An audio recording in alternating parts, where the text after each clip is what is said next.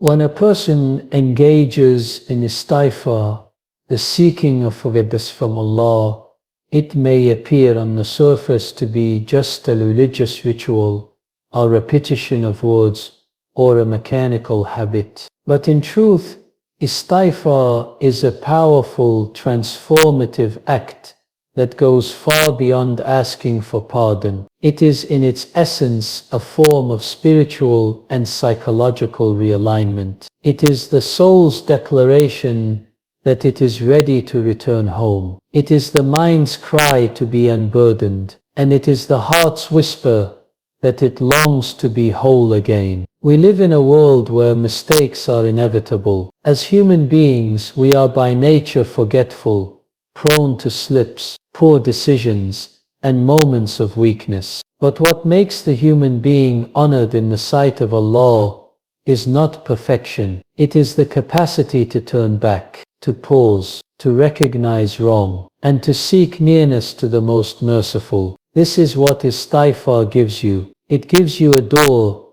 that never closes, no matter how far you've gone or how heavy your soul feels. And when you walk through that door, what you find is not just forgiveness. You find clarity. You find peace. On a psychological level, guilt is something we carry like a weight. It presses on the chest, clouds the mind, and eats away at joy. People try to get rid of it in different ways, by distracting themselves, denying what they've done, numbing themselves with entertainment, or substances, or blaming others. But none of those methods truly remove the stain. None of them free the soul from its ache. That's where istighfar is different. It's not an escape, it's a confrontation, a purification. You stop, you breathe, you speak, and you acknowledge, not in front of people, but in front of your Creator, that you have erred.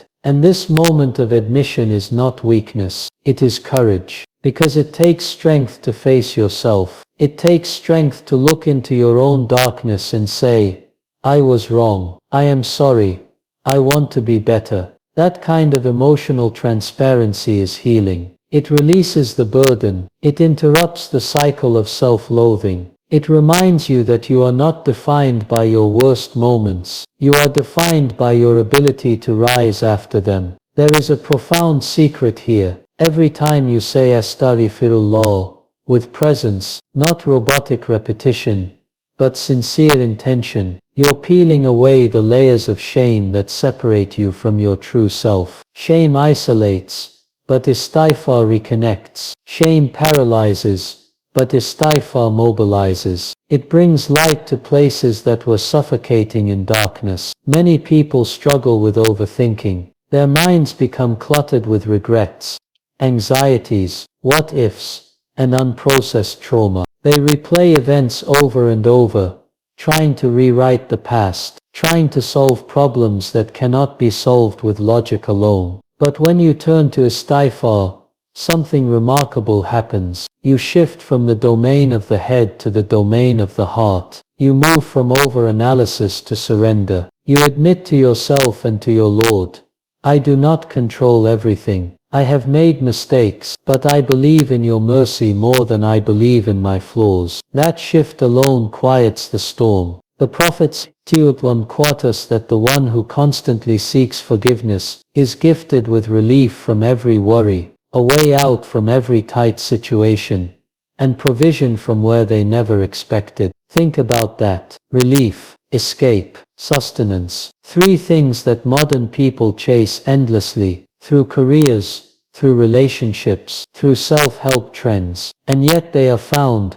promised, through the simple but profound act of saying Astaghfirullah, with understanding, with humility, with sincerity. Some people feel distant from Allah. They say things like, I don't feel connected, or my heart is hard, or I don't know how to come back. Istighfar is the answer. It is the bridge between distance and closeness. Every time you seek forgiveness, you are saying, Ya Allah, I miss you. Even if you can't say it with eloquent words, even if you can't cry or feel emotional, The act itself is enough. It is proof that your heart still remembers where it came from, that it still knows where peace lies. And for those struggling with sin, with bad habits, with things they can't seem to shake, Istighfar is not just about guilt, it's about renewal. It is a reset button. Every sincere act of Istighfar is a declaration that the past does not define you, that you are willing to begin again, that you believe Allah's mercy is greater than your mistakes, and over time with consistency,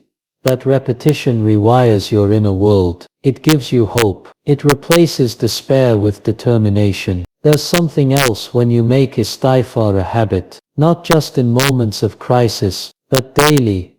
Even when things are going well, it becomes a cleanser. It polishes your heart. It keeps you aware. You become more sensitive to right and wrong. You catch yourself before you slip. And when you do slip, you return quicker. It is like having a spiritual compass inside you that keeps pointing you back to center. And here's the most beautiful part. Allah loves to forgive. He doesn't get tired of it. He doesn't roll his eyes. He doesn't say you again. No, he welcomes you every time, even if you come with the same sin 100 times a day. So long as you're sincere, he accepts you. That kind of unconditional mercy is unheard of in this world, and yet it's offered to you endlessly. So never underestimate what Istighfar can do for you. It's not just a religious duty. It's a soul strategy. It heals, it frees, it uplifts, it connects, it clears the static from your heart,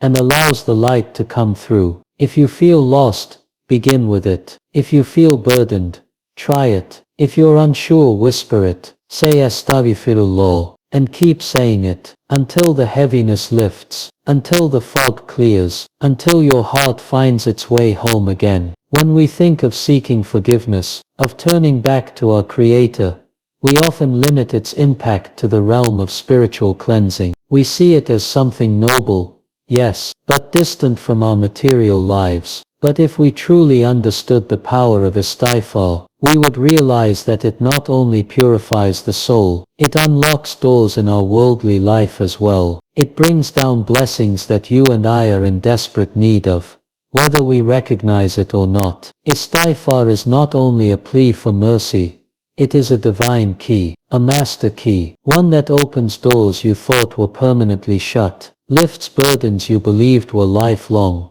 and delivers rizq, sustenance in forms and from places you never could have predicted. Allah himself in the Quran tells us about the people of Prophet Nuh as. What advice did Nuh give his people when they were struggling? He didn't tell them to work harder. He didn't tell them to seek clever strategies. He told them one thing: seek forgiveness from your Lord. Indeed, he is ever a perpetual forgiver. He will send rain from the sky upon you in continuing showers, and give you increase in wealth and children, and provide for you gardens, and provide for you rivers. Surah Nuh 71:10, 12. Subhanallah. Look at the chain reaction that Istighfar triggers. When a person sincerely and frequently turns to Allah's Astaghfirullah, it's not only a matter of wiping sins away, it's a matter of drawing rizq from the heavens. You begin to experience movement in your life. New opportunities arise. Droughts, whether literal,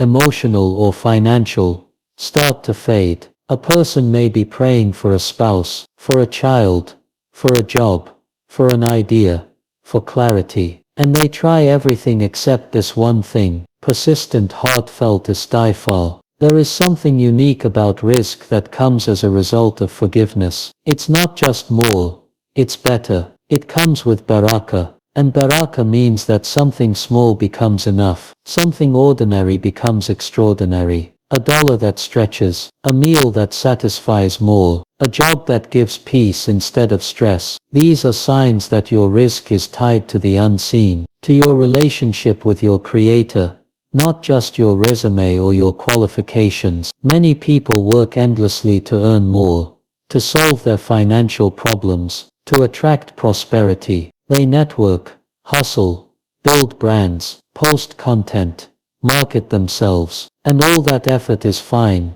Islam doesn't teach us to sit idle, but all of that becomes heavy when it's disconnected from the source of rizq, when we forget that provision ultimately comes from Allah, that He is al-Razaq, the sole provider. And when you turn to al-Razaq with the humility of someone who has wronged themselves, but trusts His mercy, He responds, not begrudgingly, but generously. And it's not just about money or things, it's about solutions. Many people live with ongoing problems. A sickness that won't go away. A conflict in the family. A fear that dominates their decisions. A sadness that lingers beneath the surface. They may go to therapy, try different routines, seek advice, and all of those are valuable. But sometimes what's really needed is divine intervention, a solution that comes from beyond this world. And that's what Istighfar does. It invites divine intervention into your life. It brings relief. Suddenly you get clarity, or the person you were at odds with softens, or the illness begins to improve, or your own heart finds the patience and contentment you thought you didn't have. That is the unseen effect of turning back to Allah with a heart that acknowledges its mistakes and yearns for closeness. One of the most beautiful things about rizq that comes from Istighfar is that it often shows up quietly, not with fireworks or applause, but with subtle openings. A person walks into your life and changes everything. An idea enters your mind and shifts your direction. A risk you take begins to flourish. These aren't random events. These are signs that the one you turned to heard you, and not only forgave you, but gifted you. That is His promise. And let's talk for a moment about the emotional side of rizq, because sometimes what a person needs most is not a promotion or a payout. Sometimes it's inner peace. You can't buy that. You can't fake it. And when you live without it, it's like walking with stones in your shoes. Everything hurts more than it should. But when you begin to seek forgiveness regularly, something inside you settles. There's less inner conflict, less guilt, less anger, more trust, more calm. That is also rizq, the kind that heals marriages, the kind that helps you sleep at night, the kind that lets you breathe deeply again. People often chase rizq in ways that exhaust them. They compare their lives to others and fall into despair. Why not me? They ask. Why am I still stuck? And often the answer isn't that Allah forgot them. It's that they forgot the power of Istighfar. They forgot to clean the window through which Allah's blessings pour. And the dust of sin, if left unchecked, clouds that window. But with each Astaghfirullah, that window gets cleaner, and the light begins to shine through. Istighfar is not just a phrase, it's a mindset, a recognition that I am flawed, but I am not forsaken, that I have wronged, but I am still loved, that I fall short, but I have a Lord who is near. And when you live with that mindset, everything changes. You approach life not with entitlement, but with gratitude. You become more present, less obsessed with what you lack, more aware of what you've been given. And so if you find yourself in need of sustenance, of ideas, of healing, of ease, don't start by looking outward, start by looking inward. Clean the heart, humble yourself, raise your hands, and say Astaghfirullah, not once, but consistently, sincerely, relentlessly. Make it a habit, a rhythm in your life, like breathing. And trust that your Lord hears you. Trust that His mercy is near. Trust that when you turn back to Him, He doesn't just forgive you. He blesses you, strengthens you, and provides for you in ways that leave you in awe. That is the promise of the one who gives without measure, who responds without hesitation, and who loves to forgive. The act of seeking forgiveness, Istighfar, carries with it not just the cleansing of sins, or the opening of doors to material blessings, but also the profound transformation of the human heart and soul. One of the most powerful and subtle benefits of Istighfar is how it softens the heart and draws a person closer to their Creator. In a world that constantly distracts us and hardens our emotions, where we are bombarded with images, expectations, pressures and superficial values, Istighfar brings us back to our center. It pulls us out of the noise and into a state of humility, vulnerability, and deep spiritual connection. When the heart becomes distant from Allah, It starts to dry up, it becomes brittle, and in that state, a person might still function, go to work, socialize, study, but inside they're parched, emotionally tired, spiritually numb, and nothing they pursue, no matter how glittering or exciting, fills that void. That's the reality of a hardened heart. It stops responding to beauty, to meaning, even to truth. It starts to live in denial, and that's a dangerous place to be, not just for the soul, but for the entire being. Now contrast that with the heart that engages regularly in istighfar. This heart remains aware of its faults, not in a way that leads to despair or shame, but in a way that keeps it humble and connected. Every Astaghfirullah is a reminder, I am not perfect, I've slipped, I've fallen, but I know who I belong to, I know where to turn, and so this heart stays soft, pliable, alive. It feels deeply, it responds quickly to goodness, it turns to its Lord not just in hardship, but even in ease. The beauty of istighfar is that it creates a rhythm in your relationship with Allah, a natural back and forth. We commit wrongs, He forgives, we forget, He reminds, we fall, He picks us up, and each time we engage in this divine exchange, our hearts are reshaped, they are polished, just like a metal that gets rusted with time. The heart also gathers dust. The Prophet ﷺ said that hearts become rusty just like iron, and the way to polish them is through the remembrance of Allah and seeking forgiveness. Think about that. Istighfar is the polish for your soul. But what does it mean to have a soft heart? It means you are more aware of the pain of others, more grateful for the small things, more willing to change. A soft heart doesn't hold grudges easily. It doesn't feed arrogance. It doesn't grow bitter. Instead it feels, it reflects, it repents. That's why istighfar isn't just for when we commit major sins. It's a lifestyle, a daily practice, because the human heart is constantly exposed to envy, anger, pride, temptation, and unless we are cleansing it regularly, it becomes heavy, hardened, closed off to the very things that would give it life. One of the miracles of istighfar is that it creates a relationship with Allah that is deeply personal. You're not just going through rituals or reading memorized words. You're engaging in an intimate conversation with your Creator. You're admitting your flaws. You're asking for help. You're expressing hope.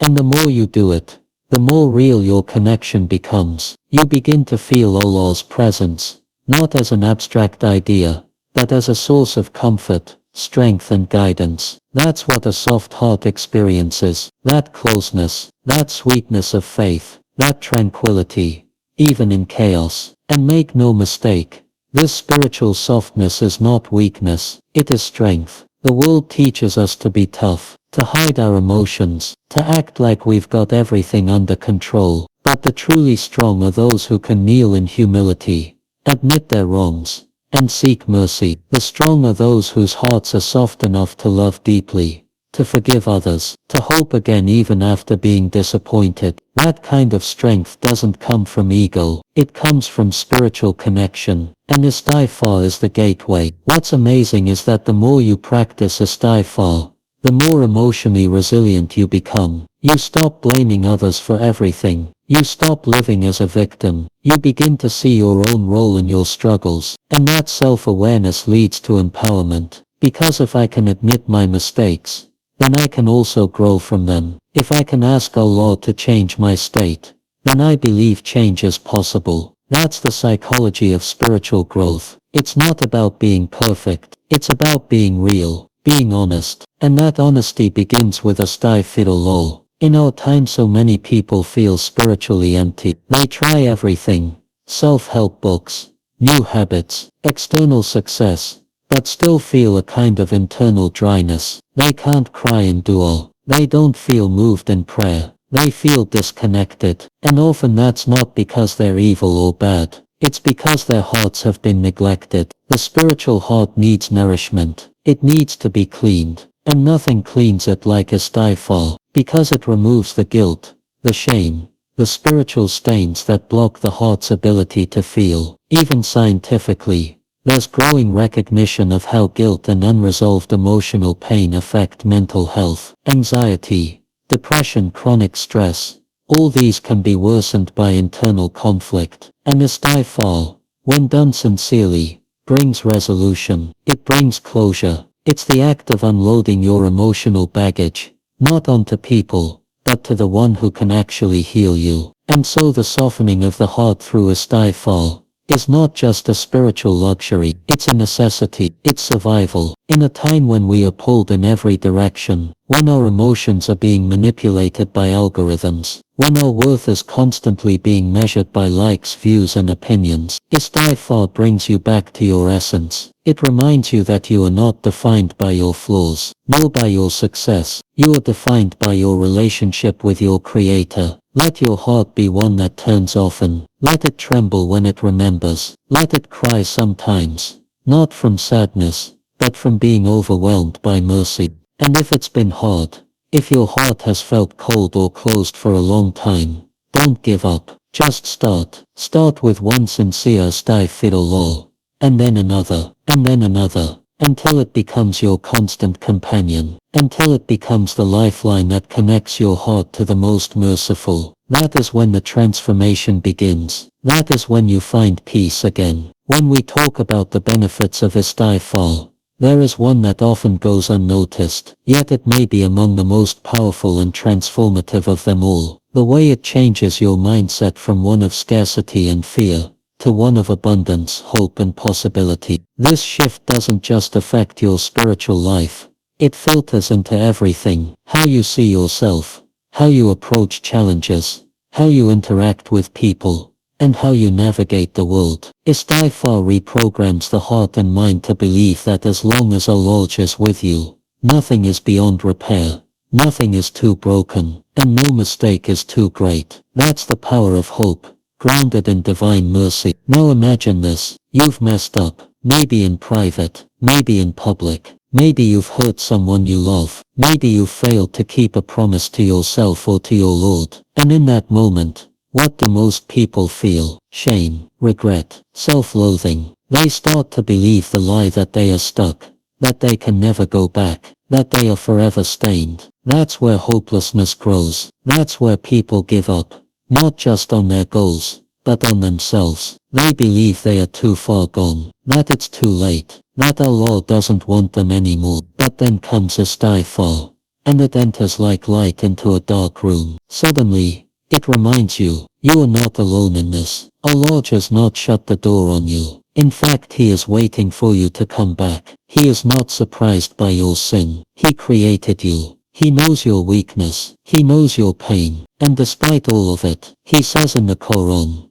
"O my servants who have transgressed against themselves, do not despair of the mercy of Allah. Indeed Allah just forgives all sins." That is the divine promise, and it changes everything. When a person truly internalizes that Allah is Ar-Rahman, the most merciful, they stop living in fear of failure. They stop running from their past. They stop hiding from their pain. Instead they bring it all to the one who already knows it, and still loves them. That's what istighfar does. It takes your guilt, and transforms it into growth. It takes your regret, and turns it into motivation. It doesn't erase the consequences of your choices, but it makes those consequences bearable. It turns the experience into a lesson instead of a life sentence. Let's go deeper. Why does this matter in real life? Because we live in a world obsessed with perfection. Social media, success culture, even sometimes religious spaces, they all send a message: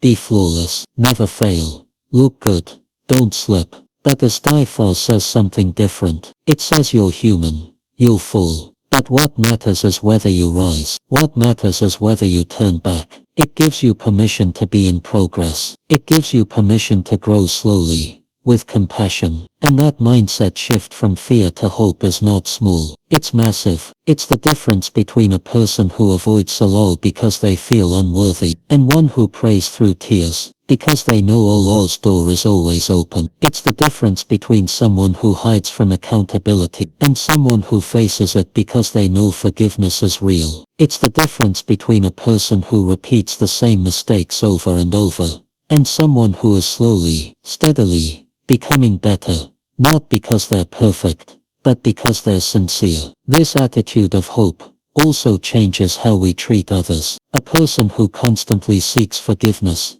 is more likely to forgive. They understand that everyone struggles. Everyone has a story. Everyone has a story. Everyone is carrying something. That doesn't mean excusing bad behavior or allowing abuse, but it does mean being less judgmental, less arrogant, and more compassionate. Because if Allah just can forgive me again and again, how can I not extend a fraction of that mercy to someone else? Istighfar also boosts emotional resilience. You're not crushed by your past. You're not paralyzed by fear of the future. You live in a state of trust. Whatever I've done, I can come back. Whatever happens next, I'm not alone. My Lord is greater than my mistakes. That's powerful. That's freedom. That's where true confidence is born. Not from achievements or appearances, but from knowing that you are connected to the one who holds all power, all mercy, all healing. In fact, some scholars say that one of the signs of acceptance of istighfar is that a person begins to think more positively, not just about their own life,